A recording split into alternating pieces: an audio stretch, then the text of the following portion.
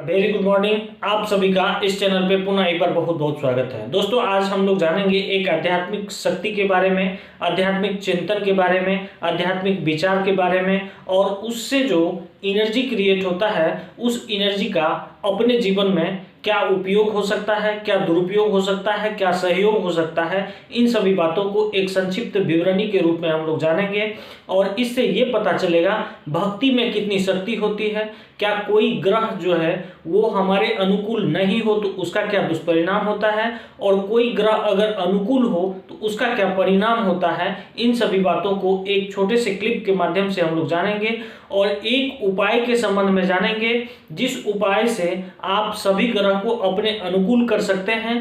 कोई भी ग्रह आपके प्रतिकूल हो तो सिर्फ ये काम यानी एक काम अगर आप करते हैं तो निश्चित रूप से सारे ग्रह आपके अनुकूल हो जाएंगे और अनुकूल होने के बाद आपके जीवन में चार चांद लग जाएगा। आपकी जो वृद्धि एवं विकास है उसमें बहुत ही तेजी आ जाएगी और आप निश्चित रूप से भक्ति की शक्ति को भी देखेंगे और उसके फल से फलीभूत होकर अपने जीवन को आप स्वर्ग के समान बना सकते हैं, दिखा सकते हैं, महसूस कर सकते हैं। तो दोस्तों, चैनल पे नए हैं तो चैनल को सब्सक्राइब कीजिए। अध्ययन के आधार पर जो भी निर्णयात्मक शक्ति का एहसास होता है उसको एक छोटे से क्लिप के माध्यम से आप तक पहुंचाने का उद्देश्य ये है कि ये अगर आपके जीवन में थोड़ी सी भी सुविधा दे, थोड़ी सी भी समझ को विकसित करे और आपके जीवन को जीने के लिए अगर ये प्रेरित करे और उसमें उमंग एवं उत्साह भर दे तो इससे बड़ी सफलता और कुछ हो ही नहीं सकती है। तो दोस्तों, निश्चित रूप से आप सब्सक्राइब कीजिए और मेरे साथ बने रहिए। आपको तमाम तरह की वीडियो इस क्लिप के माध्यम से, इस छोटे छोटे क्लिप के माध्यम से आपके ज्ञान के वृद्धि में सहायक एवं सहयोगी सिद्ध होगा जो आपके जीवन के लिए बहुत ही महत्वपूर्ण है। दोस्तों, जितने भी ग्रह होते हैं, चाहे वो राहु हो, केतु हो, शनि हो, मंगल हो, बृहस्पति हो, बुध हो, शुक्र हो, ये सारे किसी न किसी रूप में हमारे जीवन से एक पूरक संबंध रखते हैं और उनका अनुकूल होना और प्रतिकूल होना दोनों का इफेक्ट हम महसूस कर सकते हैं। जैसे प्रत्येक ग्रह का अपना एक संस्कार होता है, उसका अपना एक नेचर होता है। अगर वो अनुकूल हो तो क्या परिलक्षित होगा आपके जीवन में वो चीज़, और अनुकूल नहीं हो तो क्या परिलक्षित होगा। इन सभी बातों को बारी बारी से आप ग्रह के माध्यम से आप समझ सकते हैं। बुध का प्रतिकूल होना, शुक्र का प्रतिकूल होना या शनि की ढैया चलना, शनि का अंतर्दशा चलना, ये सारी चीज जो है कहीं न कहीं आपके जीवन से रिलेशन रखता है। हिंदू धर्म के तमाम पुस्तकों का अगर आप अध्ययन करेंगे, उनके लौकिक विचार को जानेंगे, उनके ऊपर जो बड़े बड़े ऋषि मुनियों का जो विचार है उनको आप पढ़ेंगे और तो ग्रंथ के समरी को अगर आप समझने का कोशिश करें तो सारे ग्रह जितने भी हैं उनको अनुकूल करने का मात्र एक ही उपाय है, या तो शिव की या फिर कृष्ण की आप पूर्ण समर्पण के साथ उनको अपना दोस्त बना लें, गुरु बना लें, शिक्षक बना लें, या फिर संपूर्ण समर्पण के साथ उनकी भक्ति करें और उनकी भक्ति से जो शक्ति मिलती है उसको कभी भी दुरुपयोग नहीं करें।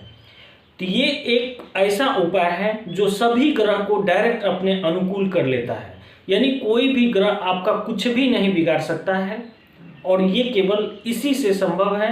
या तो कृष्ण के प्रति या शिव के प्रति आप पूर्ण समर्पण के साथ, विश्वास के साथ, आत्मविश्वास के साथ उसके मार्ग पे चलें, उसके भक्ति में खोएं और उन्हीं पर सारा संपूर्ण आप विश्वास करें तो निश्चित रूप से कोई भी ग्रह आपका कुछ नहीं कर पाएगा। आप जानते हैं शिव जो हैं सबसे ज़्यादा क्या है, तुरंत प्रसन्न होने वाले देव हैं। उनको क्या चाहिए, एक लोटा जल चाहिए।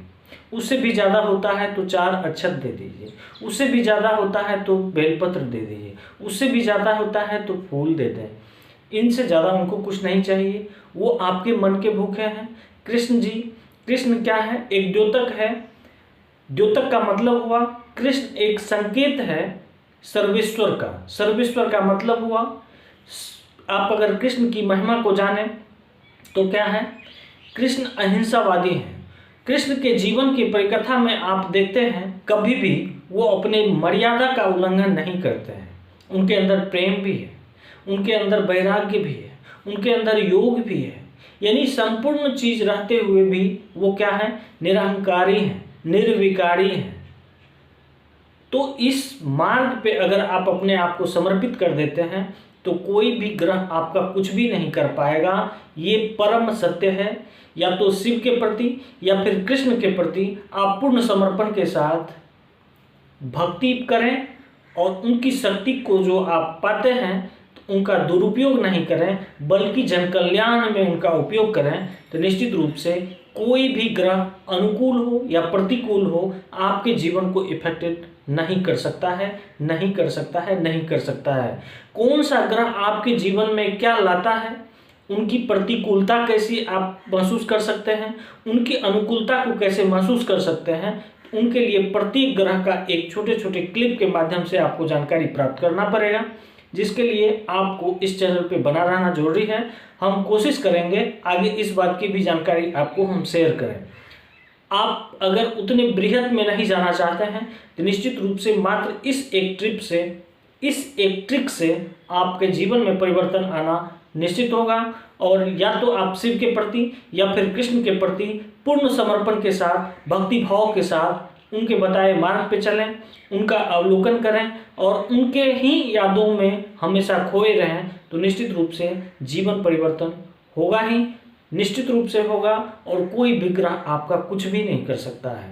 धन्यवाद। अगर कोई भी रिलेटेड टॉपिक से आपको प्रश्न हो तो आप कमेंट कीजिए, हम रिप्लाई देंगे। धन्यवाद।